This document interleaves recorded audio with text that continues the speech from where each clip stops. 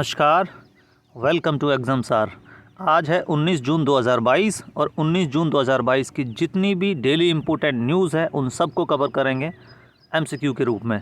अगर आप हमारे चैनल पर नए हैं तो चैनल को सब्सक्राइब करें, बेल आइकन को ज़रूर दबाएं क्योंकि हम जब भी कोई नया वीडियो अपलोड करते हैं तो उसका नोटिफिकेशन आप तक पहुँच जाए। वीडियो को लाइक करें, अपने फ्रेंड्स के साथ शेयर करें। चलिए शुरुआत करते हैं आज के करंट अफेयर्स की क्वेश्चन नंबर 1 के साथ। और क्वेश्चन नंबर 1 है, इंटरनेशनल कोस्टल क्लीनअप डे तक कितने बीचों को साफ़ करने की योजना है? ये भारत सरकार की है। Option 1 70, option 2 80, option 3 75, option 4 90। तो इंटरनेशनल कोस्टल क्लीनअप डे तक 75 तट यानी बीचेज़ को साफ़ करने की भारत सरकार की योजना है। और ये जो है वो 75 इसलिए है कि क्योंकि इस बार आज़ादी का अमृत महोत्सव यानी कि भारत की आज़ादी के 75 वर्ष पूरे हो रहे हैं। उसके उपलक्ष्य में इसको इंटरनेशनल कोस्टल क्लीनअप डे तक 75 तटों को साफ़ करने की योजना है। चलिए थोड़ी सी और जानकारी देखते हैं इस प्रश्न के बारे में। तो 17 सितंबर 2022 को मनाएंगे हम इंटरनेशनल कोस्टल क्लीनअप डे। तो उसके उपलक्ष्य में 75 तटों को साफ़ करना है 17 सितंबर तक। और ये जो शुरुआत है वो इस योजना की वो हो जाएगी जुलाई 3 से और चलेगी 17 सितंबर तक।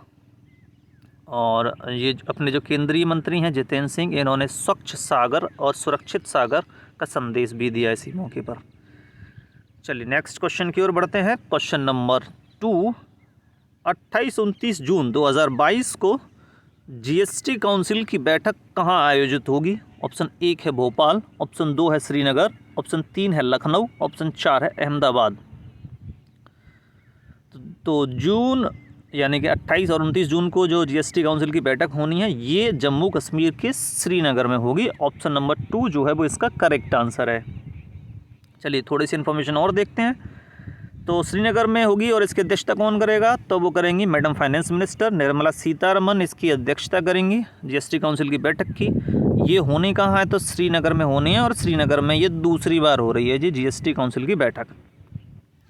अच्छा, जीएसटी यानी गुड्स एंड सर्विसेज टैक्स जो है वो एक इनडायरेक्ट यानी अप्रत्यक्ष कर है और इसकी शुरुआत जो है वो 1 जुलाई 2017 से हुई है।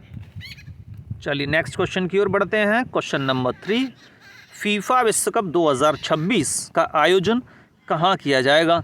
ऑप्शन 1 है मैक्सिको, ऑप्शन 2 है कनाडा, ऑप्शन 3 है संयुक्त राज्य अमेरिका, ऑप्शन 4 है कि तीनों यानी कि मैक्सिको, कनाडा और संयुक्त राज्य अमेरिका तीनों में फीफा विश्व कप 2026 का आयोजन होगा। तो इसका जो करेक्ट आंसर है वो है ऑप्शन नंबर 4 यानी मैक्सिको, कनाडा और संयुक्त राज्य अमेरिका तीनों ही देशों के शहरों में फीफा विश्व कप 2022 का आयोजन होगा। चलिए इस प्रश्न का थोड़ा सा विश्लेषण और देखते हैं। तो तीनों देशों में इसका आयोजन होना है, मैक्सिको, कनाडा, संयुक्त राज्य अमेरिका में। पहली बार फीफा विश्व कप का आयोजन जो है वो 3 देशों में होगा, ये पहली बार है। और इस बार कुल कितनी टीमें भाग ले रही हैं इसमें? तो 48 टीमें इस बार भाग ले रही हैं।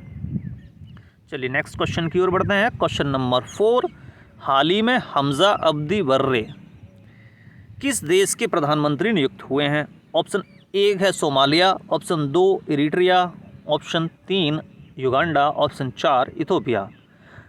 तो हमजा अब्दी बर्रे जो हैं वो अफ्रीकी देश सोमालिया के नए प्रधानमंत्री बने हैं। तो थोड़ी सी और जानकारी देखते हैं चलिए इस क्वेश्चन के बारे में। तो यहाँ के जो राष्ट्रपति हैं हसन शेख मोहम्मद, इन्होंने हमजा अब्दी बर्रे को यानी प्रधानमंत्री के रूप में इनको नियुक्त किया है।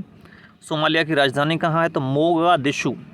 सोमालिया की मुद्रा क्या है? Somali ceiling.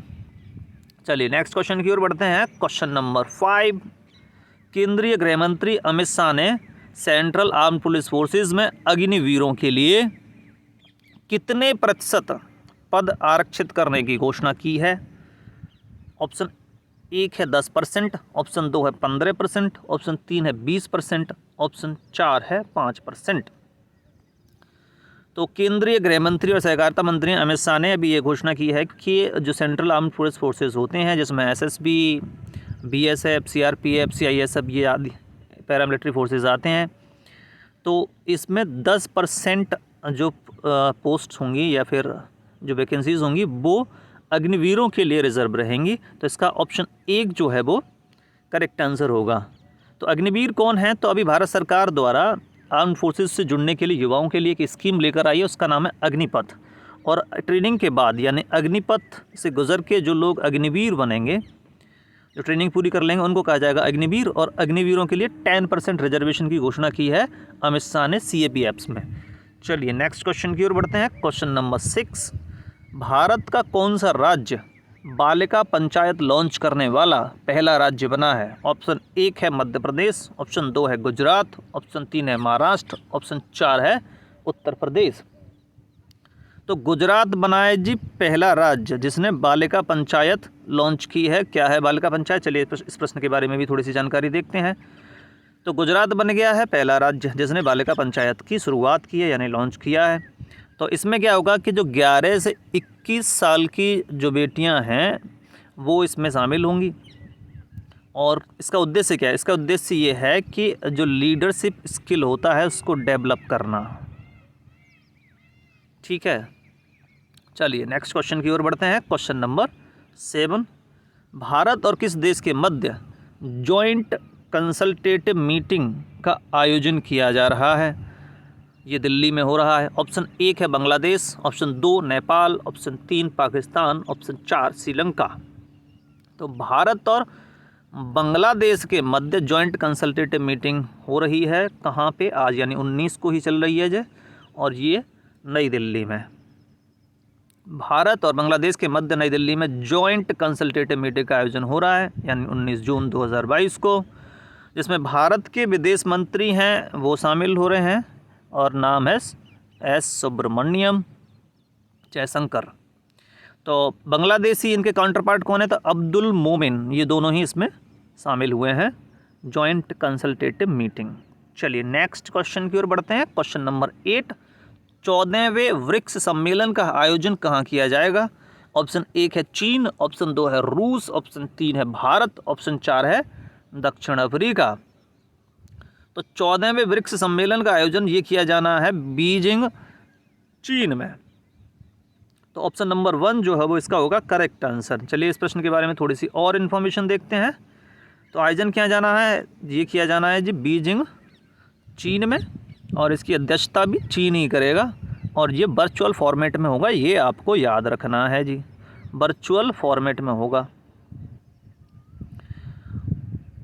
अध्यक्षता कौन करेगा? वो चीन करेगा। ब्रिक्स की स्थापना हुई है 2009 में। ब्रिक्स उभरती हुई अर्थव्यवस्थाओं का एक समूह है और ब्रिक्स में ये एक्रोनियम है ब्रिक्स।